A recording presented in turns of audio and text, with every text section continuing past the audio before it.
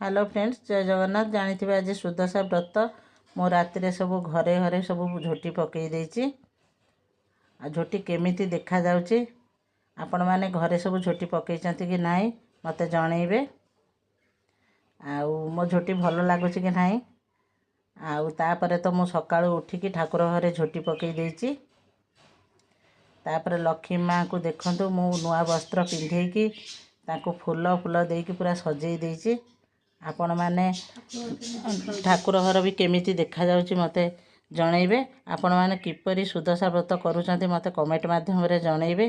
तापरे देखंतु मो एठी पूजा सारी देकी तापरे मु मंदिर गली।